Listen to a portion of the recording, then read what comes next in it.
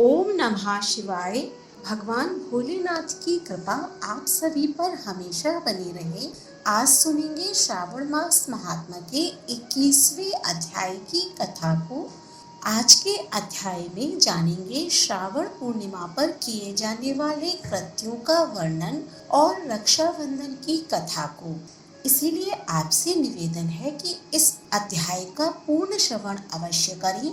तो आइए अध्याय को शुरू करते हैं। सनत कुमार बोले, हे दयानिधि, कृपा करके अब आप पूर्णमासी व्रत की विधि को कहिए, क्योंकि हे स्वामी इसका महात्मा सुनने वालों की श्रवणेच्छा बढ़ती है। ईश्वर बोले, हे सनत कुमार, इस श्रावण मास में पूर्णिमा तिथि को उत्सर्जन तथा उपाकर्म संपन्न होते हैं। पौष की पूर्णिमा तथा माघ की पूर्णिमा तिथि उत्सर्जन कृत्य के लिए होती है अथवा उत्सर्जन कृत्य हेतु पौष की प्रतिपदा अथवा माघ की प्रतिपदा तिथि विहित है अथवा रोहिणी नामक नक्षत्र उत्सर्जन कृत्य के लिए प्रशस्त होता है अथवा अन्य कालों में भी अपनी अपनी शाखा के अनुसार उत्सर्जन तथा उपाकर्म दोनों का साथ साथ करना उचित माना गया है। अतः श्रावण मास की पूर्णिमा को उत्सर्जन कृत्य प्रशस्त होता है। साथ ही ऋग्वेदियों के लिए उपाकर्म हेतु श्रवण नक्षत्र होना चाहिए।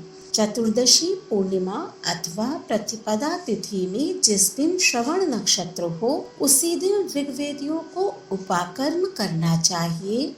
यजुर्वेदियों का उपाकर्म पूर्णिमा में और सामवेदियों का उपाकर्म हस्त नक्षत्र में होना चाहिए। शुक्र तथा गुरु के अस्त काल में भी सुखपूर्वक उपाकर्म करना चाहिए, किंतु इस काल में इसका प्रारंभ पहले नहीं होना चाहिए, ऐसा शास्त्र विदों का मानना है। ग्रहण तथा संक्रांति के दूषित काल के अनंतर ही इसे करना चाहिए।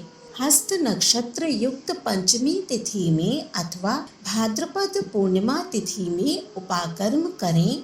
अपने अपने गुहासूत्र के अनुसार उत्सर्जन तथा उपाकर्म करें। अधिक मास आने पर इसे शुद्ध मास में करना चाहिए। यह दोनों ही कर्म आवश्यक हैं, अतः प्रत्येक वर्ष इसे नियम पूर्वक करना चाहिए। उपाकर्म की समाप्ति पर देव जातियों के विद्यमान रहने पर स्त्रियों को सभा में सभादीप निवेदन करना चाहिए। उस दीपक को आचार्य ग्रहण करें या किसी अन्य ब्राह्मण को प्रदान कर दें। दीप की विधि इस प्रकार है। सुवर्ण, चांदी अथवा तांबे के पात्र में सेर भर गेहूं भरकर गेहूं के आटे का दीपक बनाकर उसमें उस दीपक को जलाएं। वह दीपक घी से अथवा तेल से भरा हो और 3 बत्तियों से युक्त हो।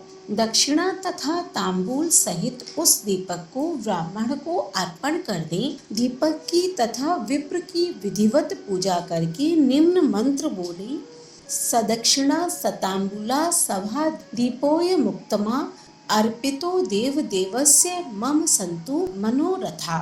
दक्षिणा तथा तांबूल से युक्त यह उत्तम सभादीप मैंने देवदेव को निवेदित किया है। मेरे मनोरथ अब पूर्ण हो। सभादीप प्रदान करने से पुत्र पौत्र आदि से युक्त कुल उज्ज्वलता को प्राप्त होता है और यश के साथ निरंतर बढ़ता है। इसे करने वाली स्त्री दूसरे जन्म में देवंगनाओं के समान रूप प्राप्त करती है। वह स्त्री सौभाग्यवती हो जाती है और अपने पति की अत्यधिक प्रिय पात्र होती है। इस प्रकार 5 वर्ष तक इसे करने के पश्चात उद्यापन करना चाहिए और अपनी सामर्थ्य के अनुसार भक्ति पूर्वक दक्षिणा देनी चाहिए। हे सनत कुमार, यह मैंने आपसे सभादीप का शुभ महात्म्य कह दिया। उसी रात्रि में श्रवणा कर्म का करना बताया गया है। उसके बाद सर्प बलि की जाती है अपना अपना ग्रह सूत्र देखकर यह दोनों ही कृत्य करने चाहिए। हयग्रीव का अवतार उसी तिथि में कहा गया है, अतः इस तिथि पर हयग्रीव जयंती का महोत्सव मनाना चाहिए। उनकी उपासना करने वालों के लिए यह उत्सव नित्य करना बताया गया है।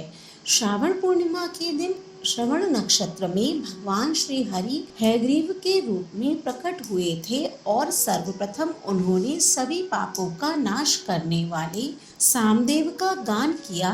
इन्होंने सिंधु और बितस्ता नदियों के संगम स्थान में श्रवण नक्षत्र में जन्म लिया था, अतः श्रावणी के दिन वहां स्नान करना सभी मनोरथों को पूर्ण करने वाला होता है। उस दिन वहां शांडग, धनुष, चक्र तथा गदा धारण करने वाले विष्णु की विधिवत पूजा करें। इसके बाद सामगान का श्रवण करें, ब्राह्मणों की हर प्रकार से पूजा करें और अपने बंधु बांधवों के साथ वहां क्रीड़ा करें तथा भोजन करें।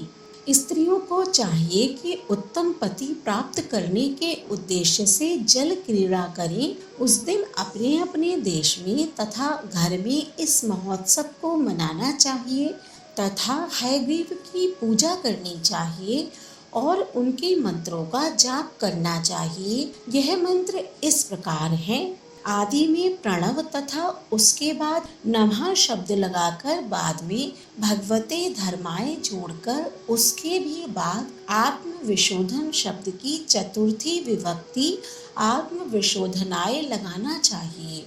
पुनः अंत में नमः शब्द प्रयुक्त करने से 18 अक्षरों वाला ओम नमो भगवते धर्माय आत्म विशोधनाय नमः मंत्र बनता है। यह मंत्र सभी सिद्धियां प्रदान करने वाला और 6 प्रयोगों को सिद्ध करने वाला है। इस मंत्र का पुरश्रवण 18 लाख अथवा 18,000 जप का है। कलयुग में इसका पुरश्रवण इससे भी 4 गुना जप से होना चाहिए। इस प्रकार करने पर हयग्रीव प्रसन्न होकर उत्तम वांछित फल प्रदान करते हैं। इसी पूर्णिमा के दिन रक्षाबंधन मनाया जाता है, जो सभी रोगों को दूर करने वाला तथा सभी अशुभों का नाश करने वाला है। हे मुनि श्रेष्ठ, इसी प्रसंग में एक प्राचीन इतिहास सुनिए। इंद्र की विजय प्राप्ति के लिए इंद्राणी ने जो किया था उसे मैं बता रहा हूँ। पूर्व काल में 12 वर्षों तक देवासुर संग्राम होता रहा। तब इंद्र को थका हुआ देखकर देवी इंद्राणी ने उन सुरेंद्र से कहा, हे देव, आज चतुर्दशी का दिन है, प्रातः होने पर सब ठीक हो जाएगा। मैं रक्षाबंधन अनुष्ठान करूंगी, उससे आप अजेय हो जाएंगे। और तब ऐसा कहकर इंद्राणी ने पूर्णमासी के दिन मंगल कार्य संपन्न करके इंद्र के दाहिने हाथ में आनंददायक रक्षा बांध दी। उसके बाद ब्राह्मणों के द्वारा स्वस्त्ययन किए गए तथा रक्षाबंधन से युक्त इंद्र ने दानव सेना पर आक्रमण किया और क्षण भर में उसे जीत लिया। इस प्रकार विजयी होकर इंद्र तीनों लोकों में पुनः प्रतापवान हो गए।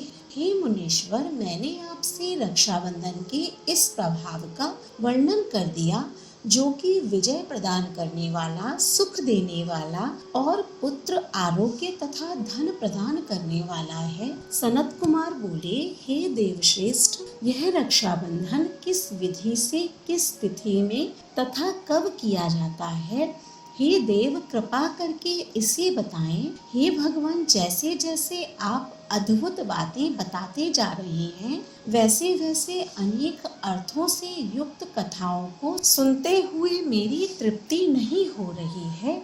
ईश्वर बोले, बुद्धिमान मनुष्य को चाहिए कि श्रावण का महीना आने पर पूर्णिमा तिथि को सूर्योदय के समय श्रुति स्मृति के विधान से स्नान करें। उसके बाद संध्या जप आदि करके देवताओं, ऋषियों तथा पितरों का तर्पण करने के बाद में सुवर्णमय पात्र में बनाई गई सुवर्ण सूत्रों से बंधी हुई मुक्ता आदि से विभूषित विचित्र तथा स्वच्छ रेशमी तंतुओं से निर्मित विचित्र ग्रंथियों से सुशोभित पद गुच्छों से अलंकृत और सशर्प तथा अक्षतों से गर्भित एक अत्यंत मनोहर रक्षा अथवा राखी बनाएं।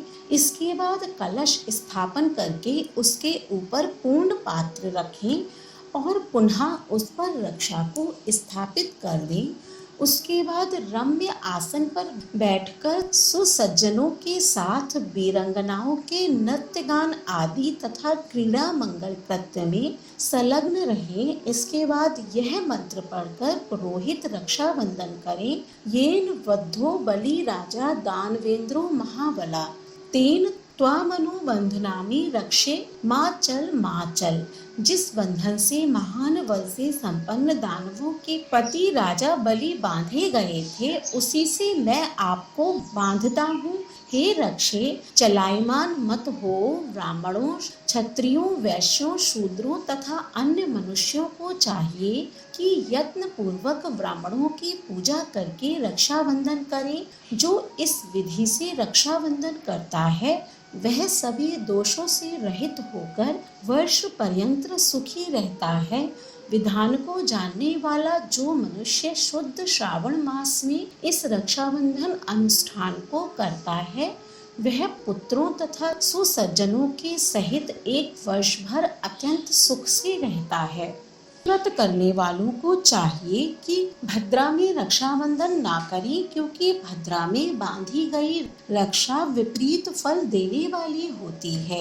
इस प्रकार श्री स्कंद पुराण के अंतर्गत ईश्वर सनत कुमार संवाद में श्रावण मास महात्म्य में उपाकर्मोत्सर्जन, श्रवणाकर्म, सर्प बलि, सभादीप, हयग्रीव जयंती, रक्षाबंधन विधि कथन नामक 21वां अध्याय पूर्ण हुआ।